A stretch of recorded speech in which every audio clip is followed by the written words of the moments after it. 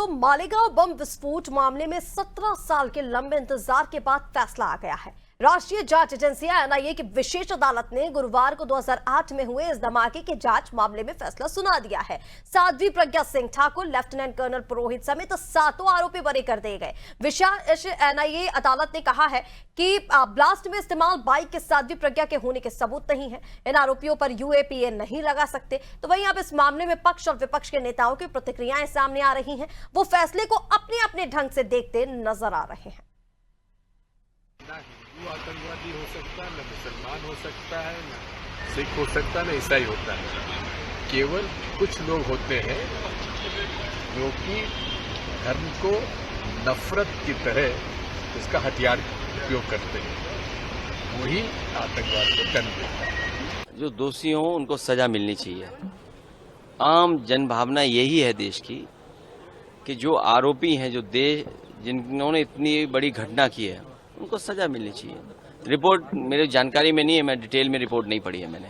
है कि वो क्यों बरी कर दिया, तो उन्होंने कहा सबूत नहीं है। तो मेरे लिए गंभीर समस्या है कि हाल ही में मुंबई में जो सीरियल ब्लास्ट हुई रेल के, उसमें भी 187 लोगों की मृत्यु हुई, 800 लोग घायल हुए। तो सभी लोगों को बरी कर दिया। फिर दो सवाल खड़े होते हैं, अगर वो गुनहगार नहीं थे तो 19 साल उनको रखा क्यों?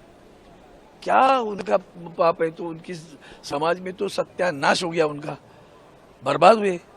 तो दो चीजें खड़ी होती है, एक तो उनके बाद में, और दूसरी तरफ यह है कि आपकी जांच क्या कर रही थी। वो जो एनआईए का कोर्ट था उसमें कई सालों तक केस चलती रही थी और मालेगांव 19 साल तक मतलब इसकी चर्चा चलती रही। लेकिन आखिर में मतलब कोर्ट को मतलब उनको बरी करने का निर्णय इसलिए लेना पड़ा है कि वहाँ जो एविडेंसेस जो उनको मिलना चाहिए था, कोर्ट में प्रोड्यूस करना चाहिए था, ऐसे एविडेंसेस उनको मिले नहीं कि भाई इनका जो आरोपी थे उनका इसमें संबंध है। तो इसीलिए जो भी कोर्ट का निर्णय उसको मानना पड़ेगा। साध्वी हो या पुरोहित हो या और कोई भी हो, जब कोर्ट में जब अवेज चलती है तो वहाँ एविडेंस देना पड़ता है। और मालेगांव के बॉम्ब ब्लास्ट के केस में ऐसे एविडेंस उनके सामने आए नहीं है और इसीलिए कोर्ट को उनको बरी करने का निर्णय लेना पड़ा है। हाँ, भगवा आतंकवाद देखो, जिन्होंने भगवा आतंकवाद ये नैरेटिव गढ़ने की कोशिश की थी पी चिदम्बरम जी ने, उन्होंने ही 2 दिन पहले ये भी कहा था कि ये जो पहलगाम में हमला हुआ, ये हमले के पीछे जो आतंकवादी थे वो पाकिस्तान से आए थे। क्या सबूत है वो पाकिस्तान से आए थे? मतलब इनडायरेक्टली उनको ये कहना था कि ये भारत में ही आतंकवादी थे या भारतीय लोगों को ये आतंकवादी कह रहे थे। ये भी सवाल मेरे को उनको पूछना है, कांग्रेस को पूछना है।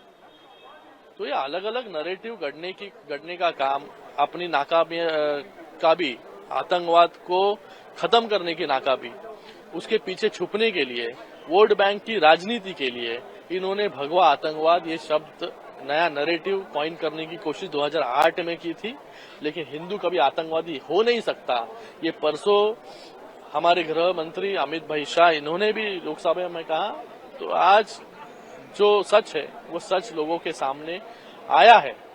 आज एनआईए कोर्ट ने जो फाइनली जो डिसीजन आया है और उसमें सारे मालेगांव ब्लास्ट के उन सभी लोगों को जिनके ऊपर भगवा आतंकवाद का आरोप लगाने का झूठा प्रयास, ये लोग झूठी कहानी गढ़ने का और भारत को, हिंदुत्व को बदनाम करने का जो प्रयास दिग्विजय सिंह ने कांग्रेस के एक परिवार को खुश करने के लिए, सोनिया गांधी, राहुल गांधी परिवार को खुश करने के लिए जो किया था, आज एनआईए कोर्ट ने जवाब दिया है।